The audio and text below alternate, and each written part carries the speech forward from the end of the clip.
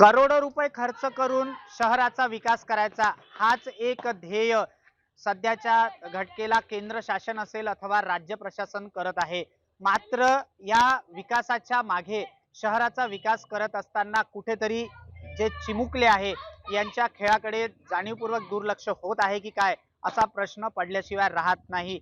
पारंपरिक खेळ सध्याच्या युगामध्ये नष्ट होत चाललेल्या पाहायला मिळत आहे। तर दुसरीकडे मोबाईल असेल अथवा इतर सोशल मीडियाच्या याच्यावर विद्यार्थी लगताना दिसतात। मात्र आज हे विद्यार्थी सोशल मीडिया पासून दूर असताना पारंपरिक खेळाकडे लक्ष देत आहेत, परंतु साधं त्यांच्या खेळण्याकरिता पटांगण असल्यामुळे आज या विद्यार्थ्यांना मूर्तिजापूरच्या छत्रपती शिवाजी स्मारक परिसरामध्ये खेळावं लागत असल्याचं एक दुर्दैवच म्हणावं लागेल हे त्यांच्यावर आलेली आहे। काही विद्यार्थी माझ्या सोबत आहेत, काही चिमुकले माझ्या सोबत आहेत, त्यांच्या सोबत जाणून घेणार आहोत की नेमकं का या ठिकाणी त्यांच्यावर खेळण्याची काय सांगशील बाळा? मला सांग, आज तुम्ही इथे खेळत आहेत। काका आम्हाला जायला कुठंच मना केले आहे आणि ते गाडगे महाराज आणि इकडलं तिकडलं ग्राउंड जे आहे तिकडं आम्हाला कधीच नाही जाऊ देत आम्हाला। इथे खेळायला तुम्हाला ग्राउंड नाहीच आहे का? नाहीच आहे आम्हाला ग्राउंड। आम्ही इकडे छत्रपती शिवाजी महाराज चौक मध्ये खेळतो, इकडं पण आम्हाला नाही म्हणत, पण कधी कधी आम्ही खेळतो जेव्हा असंच असलं कोणी नसलं की तेव्हा खेळतो। आणि ते पहिलं भारत ज्वेलर्सच्या पुढे खेळत जाऊ तर तिकडं ते काका चिल्लावत जात कारण की त्याच्या दुकानाला काच होते म्हणून ते चिल्लावत जात। जिथे खेळायला जायचं तिथे पटांगणच नाही अशी एक शोकांतिका विद्यार्थ्यांपुढे आहे। आणखीन काही विद्यार्थी आहेत, काय सांगशील बाळा? अंकल वो पहले घर के सामने भी खेलते थे, तो घर के सामने एक बार कांच फूट गया था तो नहीं बोले फिर अभी वहाँ पे हम कभी कभी स्कूल के पास में जाते तो जाने नहीं देते।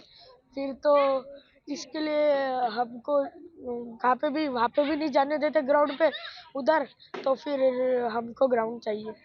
एक आम्हाला फक्त काही नको परंतु खेळण्याकरता पटांगण द्या हीच एक मागणी विद्यार्थी करत आहेत। आणखीन काही बाळ आहे माझ्यासोबत, लहान मुलं आहेत, काय सांगशील बाळा? आम्ही एक भारत ज्वेलर्स आम्ही तिथे खेळत जाऊ तर एक दिवस काय झालं, आमचा बॉल काचायला लागलं तर ते लाकडे घेऊन आले बाहेर, आम्हाला हाकललं तिकडून। मग आम्ही इथे खेळत जाऊ, जास्त लोक इथे आम्हाला खेळू नाही देत, जे बसलेले असतात ना तिथे ते आम्हाला कधी कधी खेळू नाही देत। त्यासाठी आम्ही 1-2 दिवसच खेळतो, जास्त खेळतच नाही। पण आमचे आई बाबा आम्हाला दूर जाऊ नाही देतात, जसं गाडगे महाराज तहसील आणखी असे कृष्णा मंदिर असे दूर जाऊ नाही देत आम्हाला। त्यासाठी आम्हाला ग्राउंड पाहिजे। काय सांगशील बाळा? सगळे लेकरं असे मोबाईलकडे लक्ष देतात, ते सगळे असं मोबाईलकडे बघतात। आम्ही फक्त क्रिकेट असे खेळाकडे बघतो जे बाहेर खेळायचे। पण खेळायला आम्हाला खेळायला ग्राउंड नाही आहे, आम्ही जिकडं पण खेळतो तिकडं आम्हाला सगळे लोक म्हणतात की इकडं नका खेळू, काचाला लागण असं तसं सगळे लोक म्हणतात आम्हाला। करोडो रुपये खर्च करून शहराचा विकास तर करायचा, मात्र या विकासाच्या नावामागे कुठेतरी विद्यार्थ्यांचा हा जो पारंपरिक खेळ आहे याकडेही लक्ष देणं महत्त्वाचं आहे।